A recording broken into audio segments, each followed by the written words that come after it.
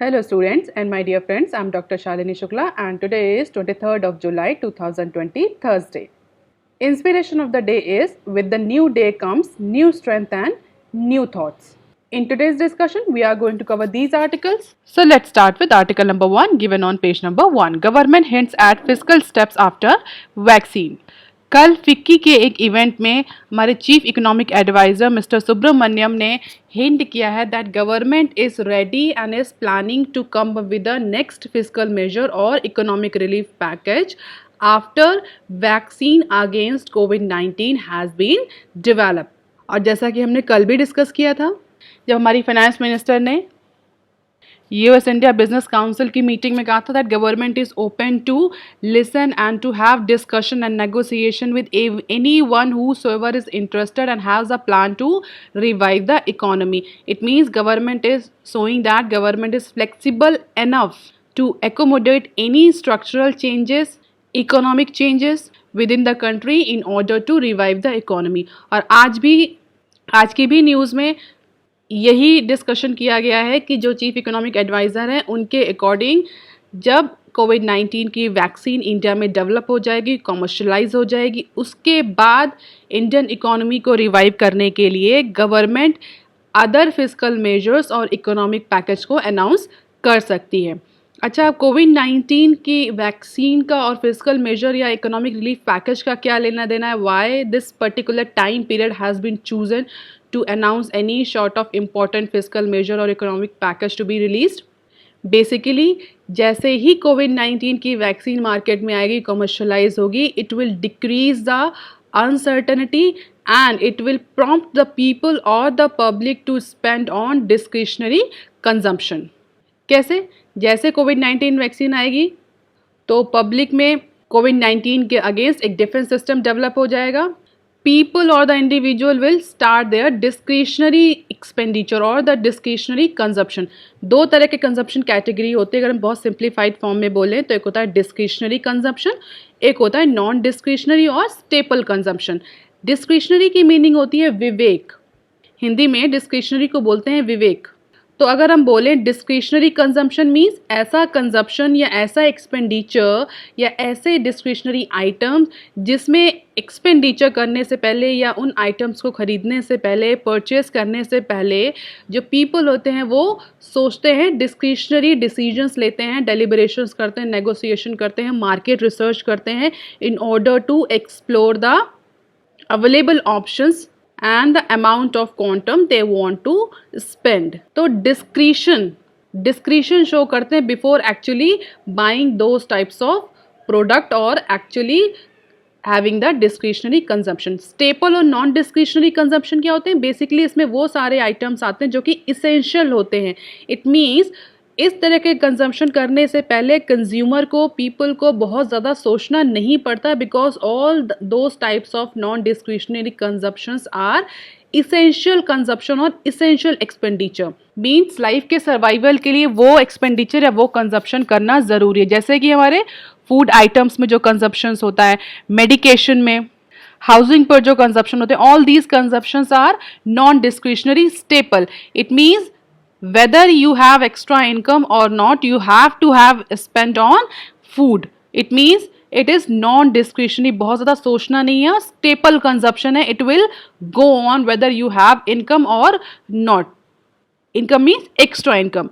Discretionary consumption तब basically होता है जब इंडिविजुअल या पब्लिक के हाथ में एक्स्ट्रा इनकम होती है, एक्स्ट्रा मनी होता है जो कि उनके स्टेपल कंजप्शन से बच जाता है.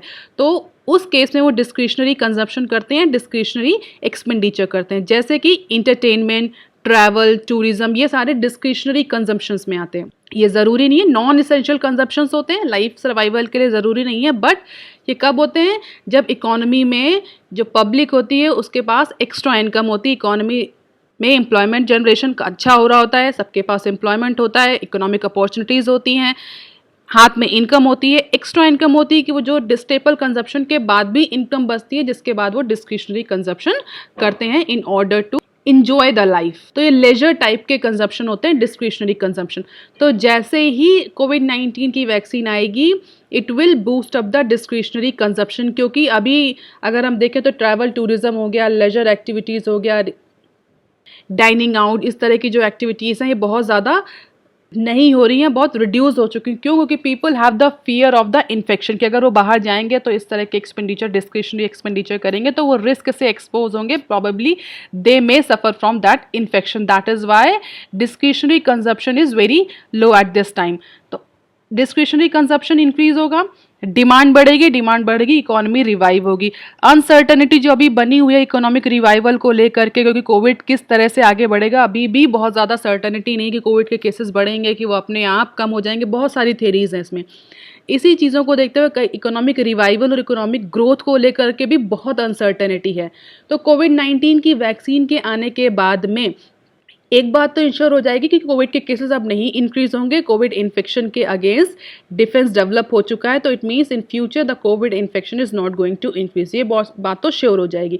जब जैसे ही ये श्योरिटी होगी वैसे ही individual will start increasing their expenditure on discretionary consumption, और जैसे ही डिस्क्रिशनरी कंजप्शन बढ़ेगा, डिमांड बढ़ेगी, इकोनॉमिक रिवाइवल फिर से स्टार्ट हो जाएगा। और उस समय इकोनॉमिक रिलीफ पैकेज को लाना बहुत अप्रोप्रिएट टाइम होगा as per the mister Subramaniam.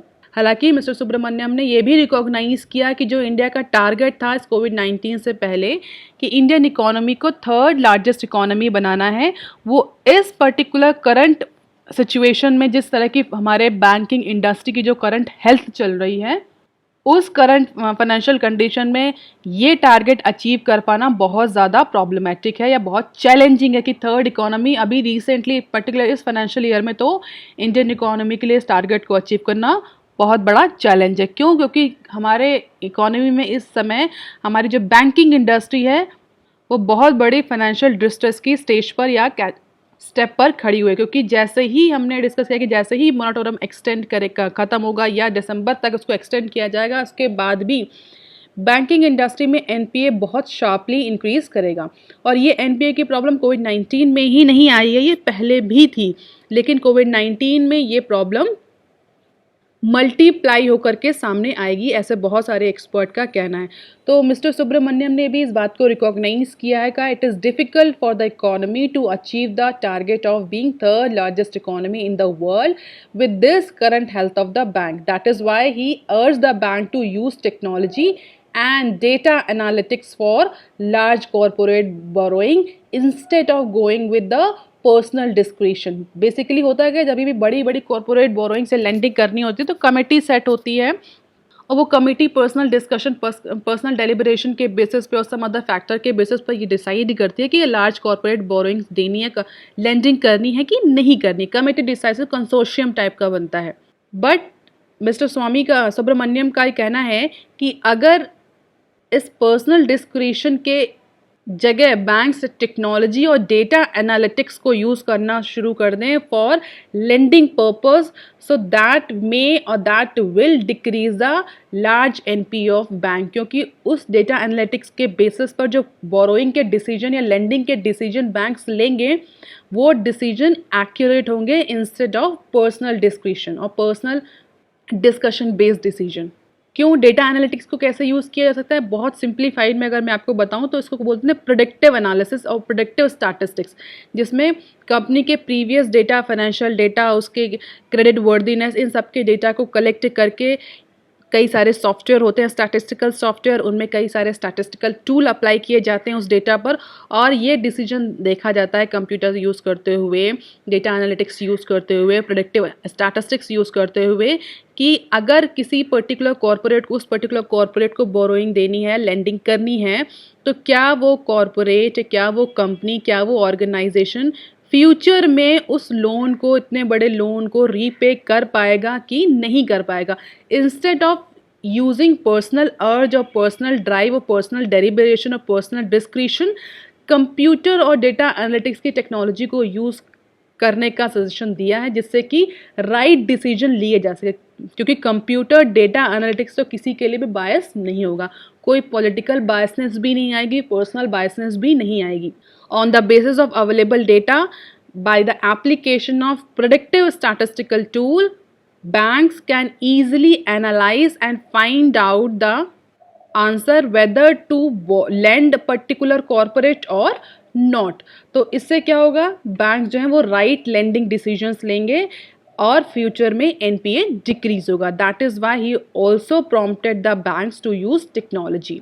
Apart from that, Mr. Subramaniam is also very much hopeful towards a vaccine that actually being developed by Indian Council of medical research, जो India में indigenously vaccine development का जो काम चल रहा है, clinical trial की stage पर है वो वैक्सीन, तो उसको लेकर के क्वाइट होपफुल है मिस्टर सुब्रमण्यम. उनका ये कहना है कि इंडिया अगर अपनी वैक्सीन खुद कर लेकर के आता है तो it may have the good impact on Indian economy. क्योंकि अगर हम जेनरिक ड्रग्स की बात करें, वैक्सीनेशन की बात करें, तो वर्ल्ड में 60% वैक्सीन जो होती हैं वो इंडियन मार्केट से या इंडियन मैन्युफैक्चरर से या इंडियन इंडस्ट्री से ही सप्लाई होती हैं.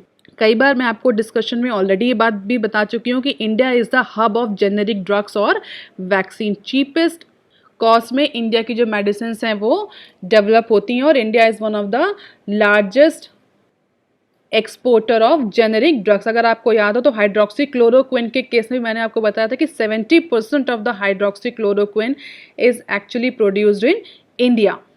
हालांकि इसके और ज़्यादा कंटेंशियस इशूज़ हैं. इसमें आईपीआर के इंटेलेक्चुअल प्रॉपर्टी राइट का भी इशू आता है. दैट इज इसी वजह से जो बाहर की फार्मास्यूटिकल कंपनीज है जो R&D करती हैं वो इंडिया में नहीं आना चाहती, क्योंकि इंडिया में इमीडिएटली उसकी जेनरिक ड्रग अवेलेबल हो जाती है.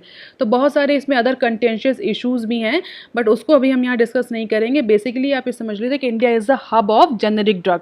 इसीलिए एक्सपर्ट जो है basically mister Subramaniam, he is very much hopeful towards the vaccine development of Indian council and medical research. जैसा कि उनके चीफ ने भी बोला है कि अगस्त 15 तक वैक्सीन आने के चांसेस हैं. तो अगर इंडिया में वैक्सीन पहले डेवलप होती है तो India will get edge over other countries in terms of vaccination and it will again boost of the Indian economy and specially pharmaceutical industry into India.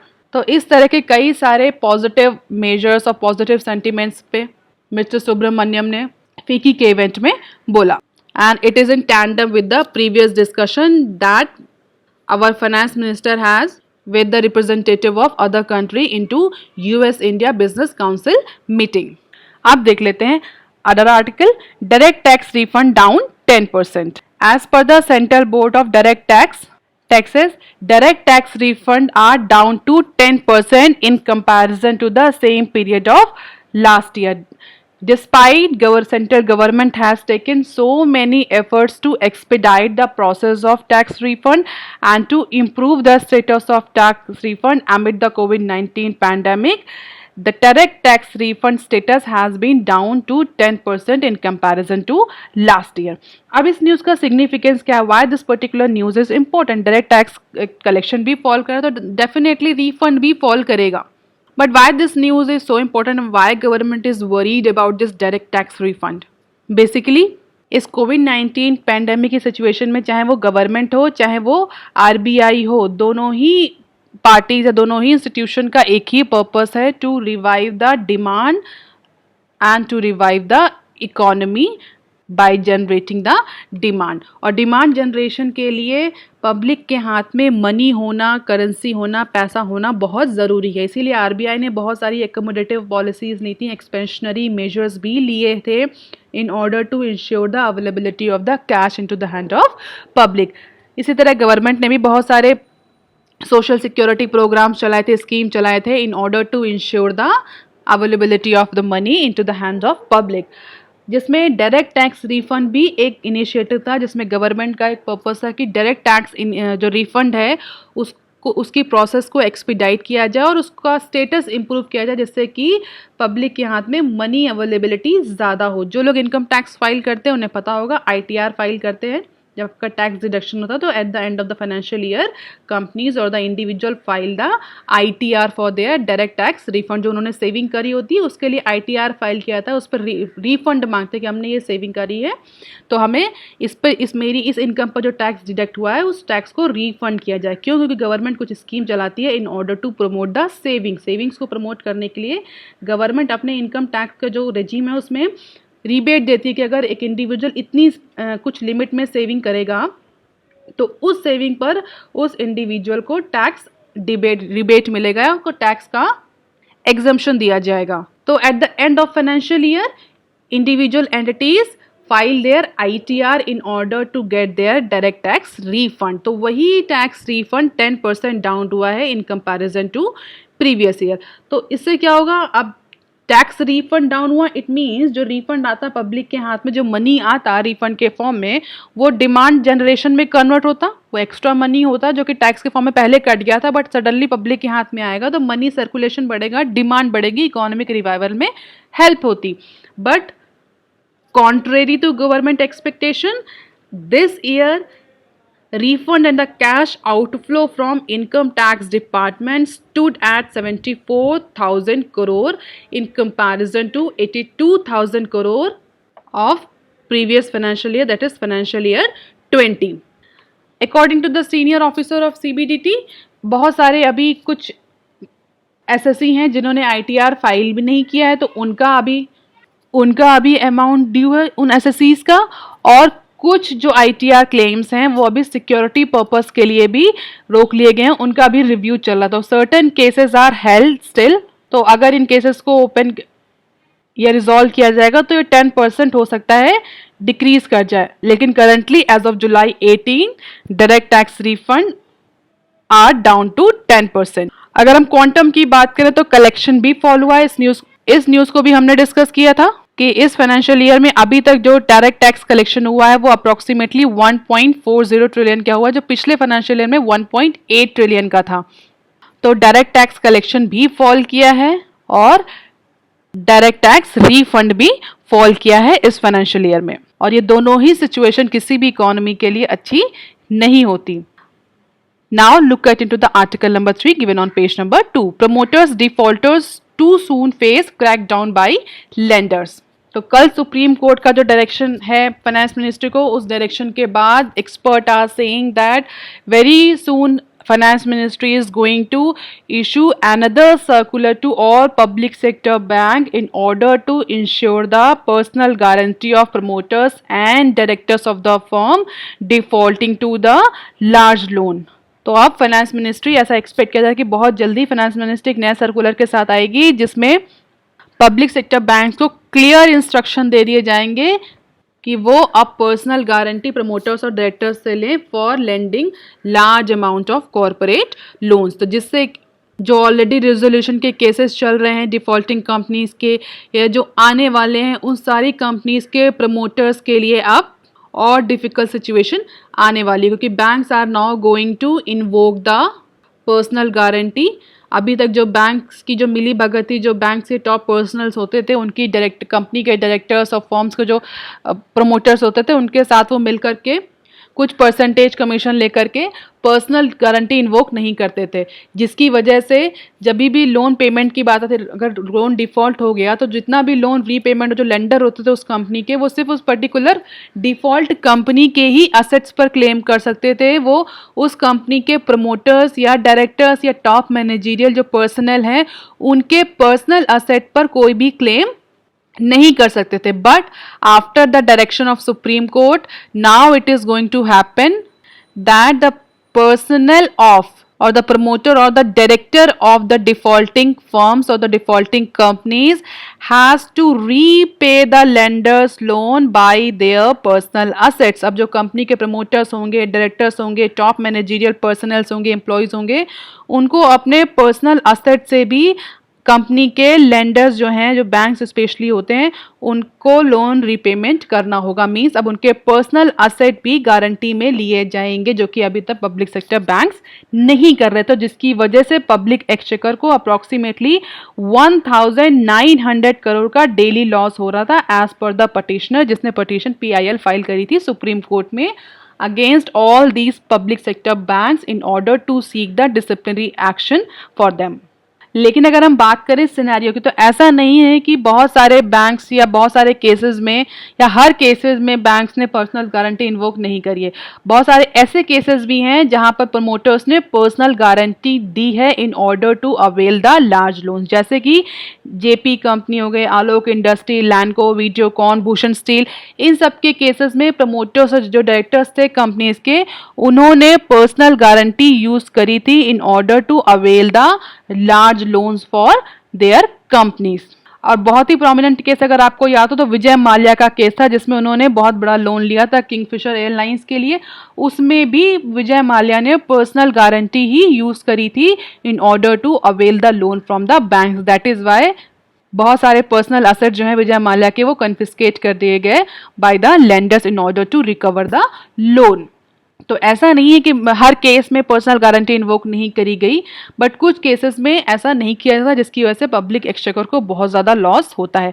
अगर बैंक्स पर्सनल गारंटी इन्वोक करने लगे company के directors और lenders पर personal guarantee against loan invoke होने लगेगा, तो बहुत सारा जो रिकवरी का अमाउंट है बैंक्स का, लेंडर्स का, वो इंक्रीज हो जाएगा और पब्लिक एक्सचेकर पर उसका बर्डन कम आएगा। अगर आपको बहुत रीसेंट केस याद हो तो जून 12 में बहुत जल्दी एक महीने पहले ही केस हुआ था जिसमें अनिल अंबानी पर स्टेट बैंक ऑफ इंडिया ने पर्सनल गारंटी का क्लॉज इन्वोक किया था in NCLT Mumbai. Reliance communication ने जो लोन लिया था, आपको पता है रिलायंस कम्युनिकेशन रेजोल्यूशन की प्रोसेस में जा चुकी है, कंपनी डिफॉल्ट हो गई थी जिसमें SBI was the main lender. तो स्टेट बैंक ऑफ इंडिया ने अनिल अंबानी के अगेंस्ट पर्सनल गारंटी का इन्वोक करी थी। हालांकि अनिल अंबानी का जो अपना टेक है उसमें यह है कि उन्होंने पर्सनल गारंटी नहीं दी थी for taking any loan for Reliance communication.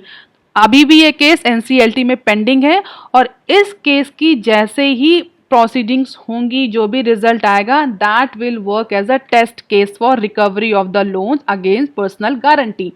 और अगर इस पर्सनल गारंटी के केस में एनसीएलटी में जो रिलायंस कम्युनिकेशन का केस पेंडिंग है, अगर इसमें पर्सनल गारंटी के को यूज करते हुए स्टेट बैंक ऑफ इंडिया को अगर मैक्सिमम अमाउंट में लोन रिकवर हो जाता है, then in future it will set the legacy and maximum banks और the lenders will use personal guarantee of directors and promoters before granting any big corporate loan to any corporate entity। तो अभी ये जो case है SBI और रिलायंस कम्युनिकेशन का, it will work as a test case for recovery of the loans for personal guarantee. अगर हम power की बात करें, लीगल पावर की, तो आईबीसी, आप मुझे बताएंगे what stand for IBC, IBC का फुल फॉर्म क्या होता है, मुझे कमेंट सेक्शन में लिख करके बताएंगे and that is very important और मैं कई बार डिस्कस कर चुकी हूँ। IBC, under IBC banks have the power, banks means lenders have the power to enforce the personal guarantee. IBC के तहत भी बैंक्स को पावर है कि वो पर्सनल गारंटी इन्फोर्स कर सकते हैं against the corporate defaulters. Banks can enforce the personal guarantee even if the IBI is suspended. अगर आईबीसी भी सस्पेंडेड है तो भी बैंक्स के पास पावर है, they can invoke the personal guarantee. तो इन सारी पावर को देखते हुए ही पटिशनर ने कहा था कि बैंक के पास अथॉरिटी है, पावर है, फिर भी बैंक पर्सनल गारंटी क्यों नहीं इन्वोक करते हैं।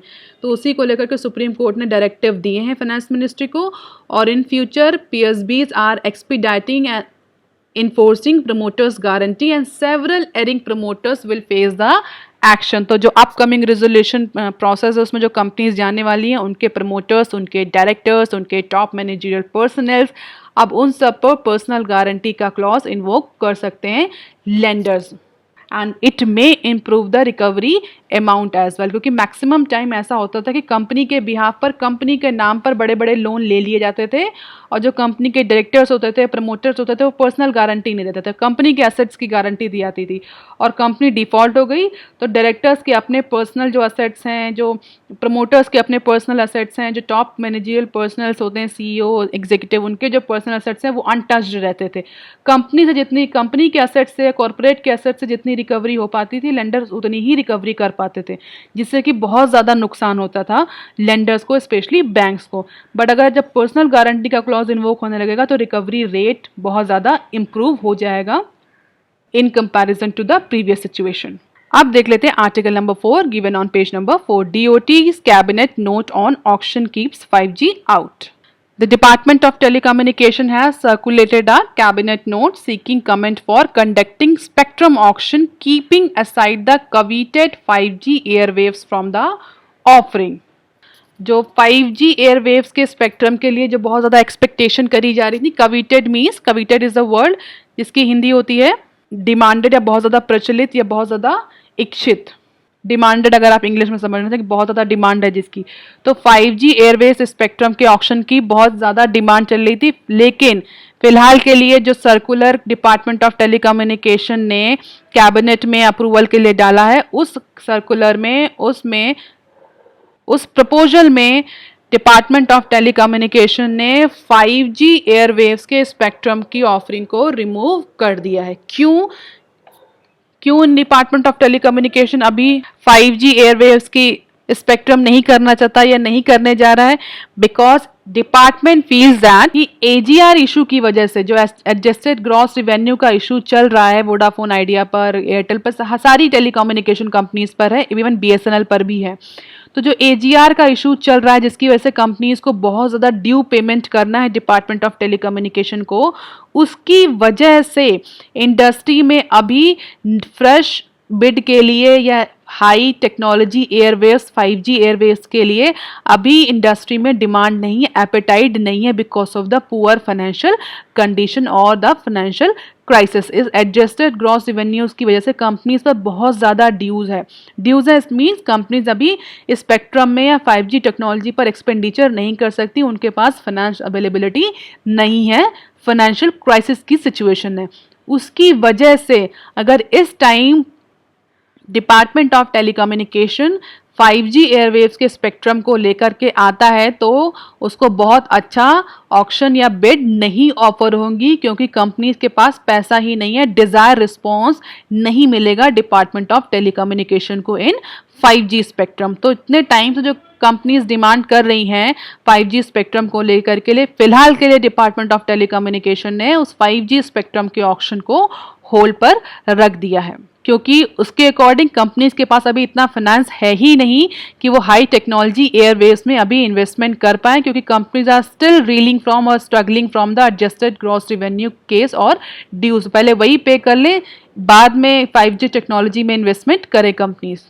इसीलिए 5G स्पेक्ट्रम का जो ऑक्शन है उसको फिलहाल के लिए होल्ड पर रख दिया गया। The proposal essentially include the airwaves licence of which are dues to expire in the next calendar year and some of the new spectrum in those frequency bands. तो अभी जो प्रपोजल किया उसमें बेसिकली रिन्यूअल के ऐसे spectrum, ऐसे licence जो कि last year next year expire हो रहे हैं, उनके रिन्यूअल के प्रपोजल है rather than 5G spectrum. 5G के रोल आउट को लेकर के इंडिया में बहुत ज़्यादा इश्यूज हैं। अगस्त 2018 में ही ट्राई ने सजेस्ट किया था कि department of telecommunication should go for sale of the spectrum of 5G, जिसके लिए जो स्टार्टिंग प्राइस था वो 5.7 ट्रिलियन सेट किया था ट्राई ने, और अलग अलग मेगा हर्ट्स के बैंड के लिए अलग अलग स्टार्टिंग प्राइस है। उसमें इतना डिटेल में जाने की ज़रूरत नहीं है, बट जो ट्राई का रिकमेंडेड जो लो बेस प्राइस था फॉर स्पेक्ट्रम अलॉटमेंट वो था अप्रॉक्सीमेटली 6,000 करोड़ पर मेगाहर्ट्ज।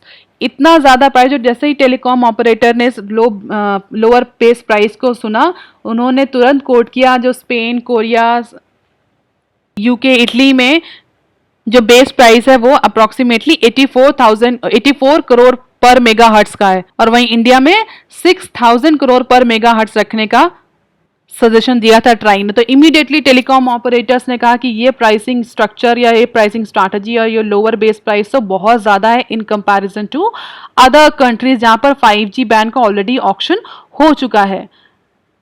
तो टेलीकॉम ऑपरेटर्स ने यूनानिमसली इस बात पर एग्री किया था कि जो प्राइस बैंड जो लोअर प्राइस बेस ट्राई ने रखा है वो बहुत ज़्यादा है in comparison to the counterpart countries. On the other hand other issues भी इन्वॉल्व थे 5G स्पेक्ट्रम में, जिसमें इस Indian Space Research Organisation, Ministry of Defence को जो स्पेक्ट्रम मैंडेटरी स्पेक्ट्रम एलोकेट होता है उस पर भी कई सारे इश्यूज थे, क्योंकि जब भी कंट्री में कोई भी स्पेक्ट्रम कम्युनिकेशन में अलॉट होता है तो कुछ इंस्टीट्यूशंस ऐसे होते हैं, स्ट्रैटेजिक इंस्टीट्यूशंस, जिनके लिए पहले से ही स्पेक्ट्रम एलोकेट करके रख दिया जाता है और उस पर्टिकुलर मेगाहर्ट्ज और बैंडविड्थ का स्पेक्ट्रम ऑक्शन के लिए इनवाइट नहीं किया जाता, जिसमें कि हमारा इंडियन स्पेस रिसर्च ऑर्गेनाइजेशन भी आता है। तो 5G स्पेक्ट्रम में पहले ही इसरो ने कह दिया था कि उसको 25 मेगाहर्ट्ज का जो बैंड है स्पेक्ट्रम का वो उसके लिए छोड़ दिया जाए अनटच्ड। इसी तरह मिनिस्ट्री ऑफ डिफेंस का भी उसमें शेयर होता है, डिफेंस में भी टेलीकम्युनिकेशन के लिए अलग स्पेक्ट्रम होता है, दे यूज देयर सेपरेट स्पेक्ट्रम। तो उसमें भी उन्होंने अपना शेयर जो था 5G स्पेक्ट्रम का, उसमें से कुछ भी गिव अप करने को तैयार नहीं था। तो मिनिस्ट्री ऑफ डिफेंस ने पहले ही अपना सीजेबल पोर्शन एलोकेट कर लिया था उस स्पेक्ट्रम से। इंडियन स्पेस रिसर्च ऑर्गेनाइजेशन ने भी अपने स्पेक्ट्रम के लिए रिक्वेस्ट डाल दी थी। टेलीकॉम ऑपरेटर्स का था कि जो भी बेस प्राइस रखा गया है वो काउंटर पार कंट्रीज के कंपैरिजन में कई गुना ज़्यादा है। तो ये सारे इश्यूज ऑलरेडी फेस हो रहे थे 5G स्पेक्ट्रम को लेकर के, बट इस कोविड-19 की सिचुएशन में और AGR के इशू के बाद ये 5G स्पेक्ट्रम का जो ऑक्शन है ये और डिले हो सकता है, क्योंकि डिपार्टमेंट ऑफ टेलीकम्युनिकेशन रेडी नहीं है इस समय AGR के जो केस चल रहा है उसको देखते हुए 5G स्पेक्ट्रम को रोल आउट करने के लिए, क्योंकि उससे बहुत अच्छा रिस्पांस नहीं मिलेगा। Because many of the company, even every company in telecommunication is suffering from this AGR issue. अब देख लेते हैं article number 5 given on page number 4। Zero MDR has hurt payments industry, say RBI committee. The government decision to reduce merchant discount rate to zero for certain payments has hurt the industry and could discourage the innovation, as per the QR code based payment committee set up by Reserve Bank of India. तो Reserve Bank of India ने एक QR code based payment committee set करी थी in order to review the digital payment status in the government of India. what are the basic challenges that digital payment industry is facing, what is the future implication, what restructural changes are required। इसकी study करने के लिए reserve Bank of India ने committee setup करी थी, committee on QR code based payment. और उस committee में एक एस्टोनिशिंग फाइंडिंग आई है उस कमेटी की रिपोर्ट में, जिसमें यह कहा गया है कि रिसेंटली दिसंबर में जो गवर्नमेंट ने डिसीजन लिया था मर्चेंट डिस्काउंट रेट को ज़ीरो करने का, उस डिसीजन की वजह से जो पेमेंट इंडस्ट्री है, डिजिटल पेमेंट इंडस्ट्री है इंडिया में, डिजिटल पेमेंट इंडस्ट्री इंफ्रास्ट्रक्चर है इंडिया में, वो बहुत ज़्यादा अफेक्ट करेगा, निगेटिवली हर्ट होगा और उसमें इनोवेशन डिस्करेज करे। क्योंकि MDR ज़ीरो करने के बाद से जितनी भी कंपनीज या जो इंडस्ट्री इन्वॉल्व हैं डिजिटल पेमेंट में, उनका रिवेन्यू अफेक्ट करेगा और उस रिवेन्यू अफेक्ट होने की वजह से उनकी फाइनेंशियल कंडीशन अफेक्ट करेगी, जिसकी वजह से कंपनी इंडस्ट्री हर्ट होगी और इंडस्ट्री में इनोवेशन डिस्करेज करेगा। और फ्यूचर में जो डिजिटल पेमेंट को लेकर के गवर्नमेंट ऑफ इंडिया का जो गोल है, जो डिजिटल पेमेंट इंफ्रास्ट्रक्चर को लेकर जो गवर्नमेंट ऑफ इंडिया का गोल है, उसको अचीव करने के लिए में बहुत ज़्यादा चैलेंजेस फेस करने पड़ेंगे। अब यहाँ पर कुछ कंसेप्ट हैं वो बहुत इंपॉर्टेंट हैं, आप इस न्यूज़ को पहले समझें, इससे पहले इन कुछ चीज़ों को समझना बहुत ज़रूरी है। यहाँ पर जो सबसे इंपॉर्टेंट कंसेप्ट है वो ये merchant discount rate, MDR। What is MDR? बहुत सारे स्टूडेंट होंगे जिनको पता भी होगा, बहुत सारे नहीं है जिनको नहीं पता, तो जल्दी से डिस्कस कर लेते हैं बेसिकली ये MDR होता है क्या, क्योंकि इसको न्यूज़ को समझने से पहले MDR समझना बहुत ज़रूरी है। तो हुआ क्या, बेसिकली स्टार्ट करते हैं, इसको स्टोरी की तरह समझते हैं। दिसंबर में गवर्नमेंट ने एक सर्कुलर दिया, डायरेक्शन दिए। उस डायरेक्शन में गवर्नमेंट ने कहा कि जितने भी डिजिटल ट्रांजैक्शन, डिजिटल पेमेंट होंगे, रुपे और unified payment interface floated by NPCI। NPCI stands for national payment corporation of India. तो NPCI के पोर्टल से, दैट इज UPI और रुपे से जितने भी डिजिटल ट्रांजेक्शन होंगे, डिजिटल पेमेंट होंगे, उस पर ज़ीरो MDR लगेगा। Zero MDR means zero merchant discount rate attract होगा, उस पर कोई MDR फीस नहीं लगेगी। और इसी सर्कुलर की जो QR कोड कमेटी है उसने कहा इसी सर्कुलर की वजह से digital payment infrastructure, digital payment industry India में अफेक्ट करेगी। अब MDR क्या होता है, क्यों MDR ज़ीरो कर दिया गवर्नमेंट ने, और जबकि RBI का ये कहना है कि MDR ज़ीरो करने की वजह से इंडस्ट्री बहुत ज़्यादा अफेक्ट करेगी। बेसिकली MDR को हम बोलते हैं मर्चेंट डिस्काउंट रेट।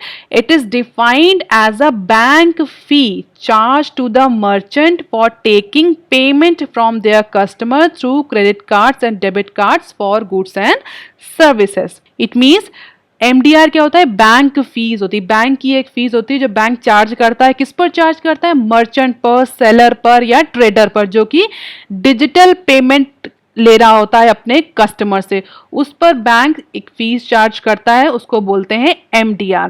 तो इसको मर्चेंट डिस्काउंट रेट भी या ट्रांजैक्शन डिस्काउंट रेट भी बोला जाता है। TDR भी कहीं कहीं आपको दिखा हुआ मिलेगा, ट्रांजैक्शन डिस्काउंट रेट। तो basically transaction discount rate TDR या MDR एक बैंक की फीस होती है जो बैंक चार्ज करता है। किस पर चार्ज करता है? मर्चेंट पर, ट्रेडर पर, सेलर पर। किस लिए चार्ज करता है? क्योंकि मर्चेंट है वो digital payment transaction facility use कर रहा होता है in order to take the payment from their customer through debit card और क्रेडिट कार्ड।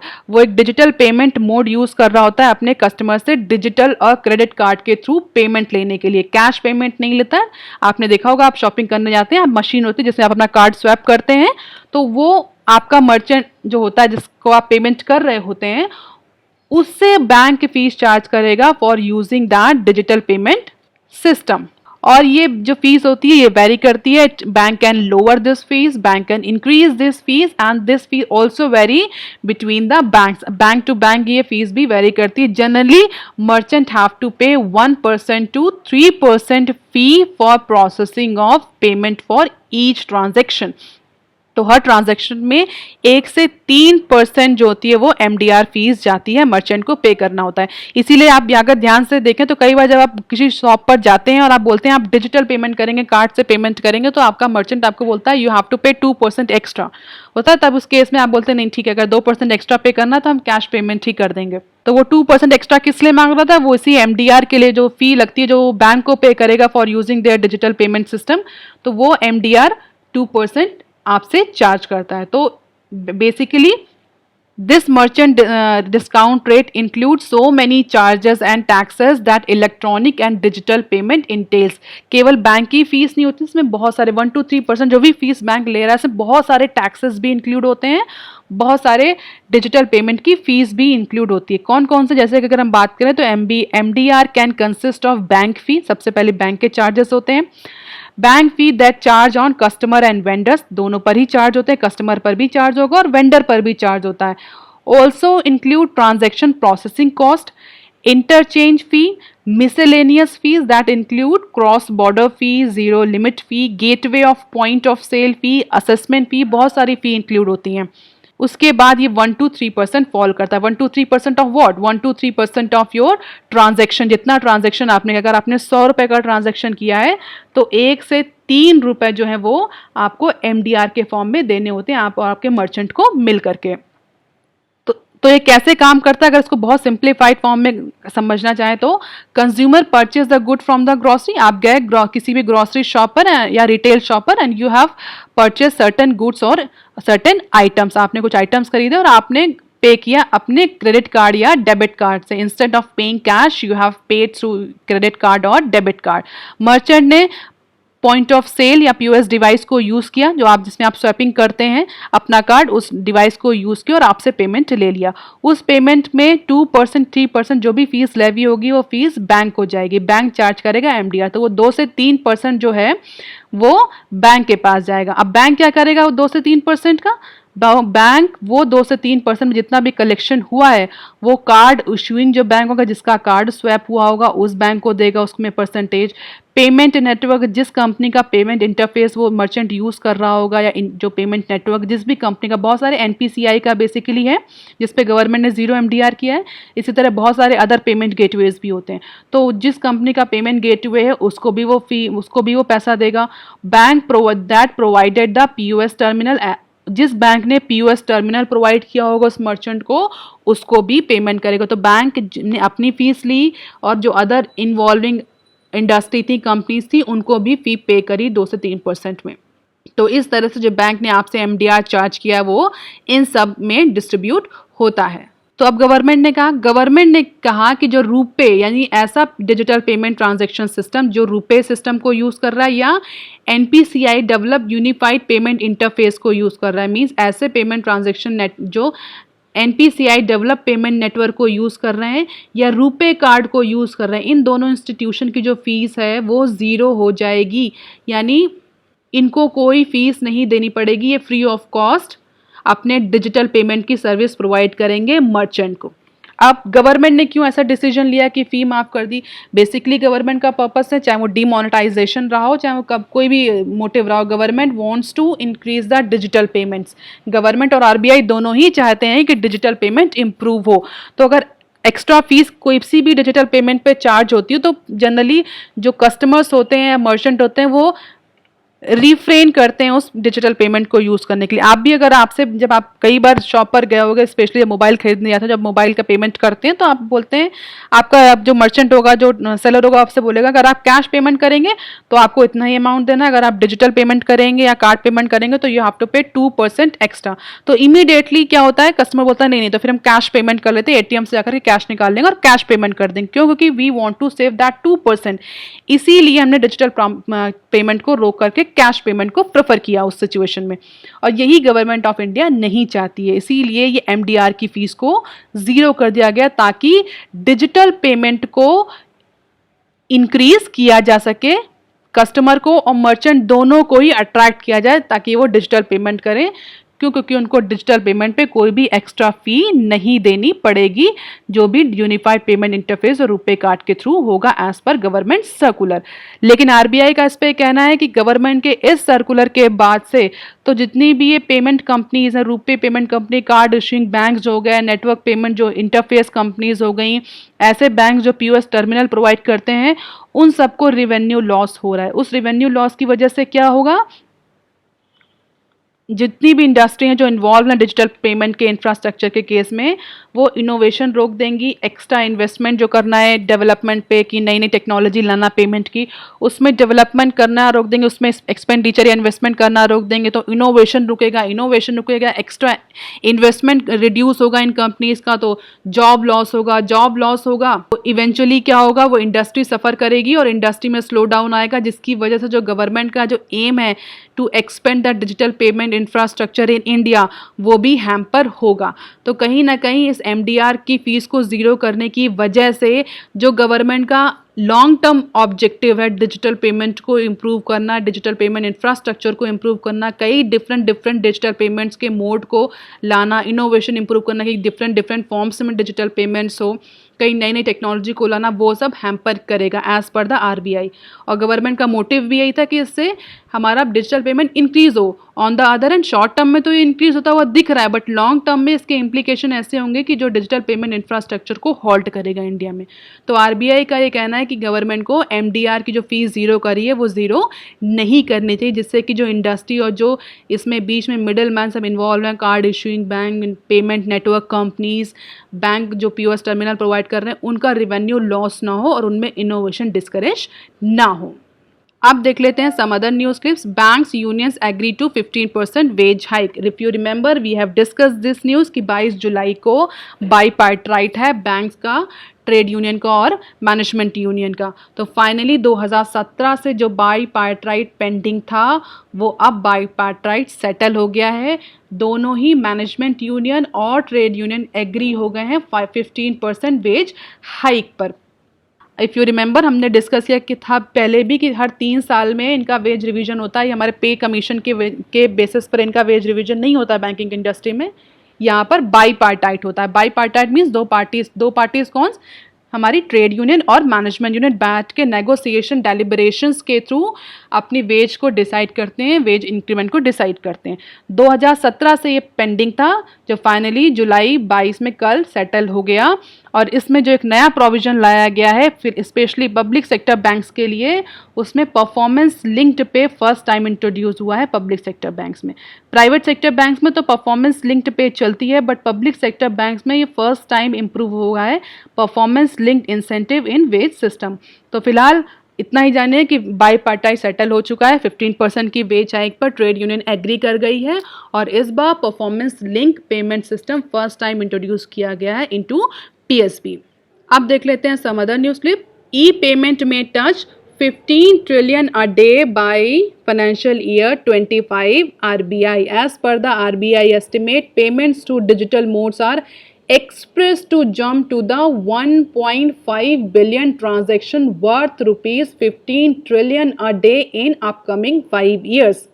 तो गवर्नमेंट का जो आप ये कह सकते हैं कोविड-19 की सिचुएशन में जो डिजिटल पेमेंट का जो मोटिव था गवर्नमेंट का, वो पॉजिटिवली इम्पैक्ट हुआ है। गवर्नमेंट हमेशा से, आरबीआई हमेशा से चाहती थी कि इंडिया में डिजिटल पेमेंट बूस्ट अप करे, जिससे कि पेमेंट ट्रांजैक्शन पर ट्रांसपेरेंसी इंप्रूव होगी, जो करप्शन है, ब्लैक मनी जनरेशन है, वो रिड्यूस होता है डिजिटल पेमेंट से. That is why government want to improve that और increase the digital payment.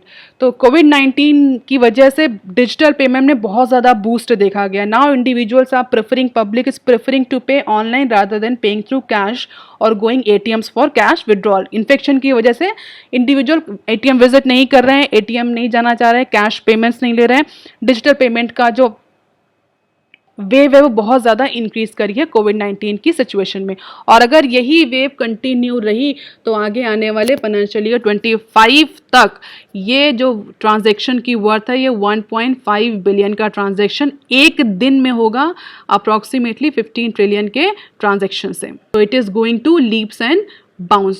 Daily transaction average at about 100 million now for value of 5 trillion currently. Currently ये 5 trillion का है जो कि आगे आने वाले टाइम में 15 ट्रिलियन तक जाएगा per day. Just before COVID outbreak, daily transaction were averaging around 125 million a day. And this is more than the 5 times the volume witnessed in June 2016. So it is a good news for RBI as well as government that in future the e-payment system or e-payment is going to increase leaps and bounds. आज की news of the day, zero MDR has hurt payment industry says RBI committee. तो MDR के बारे में आप पढ़ लेंगे.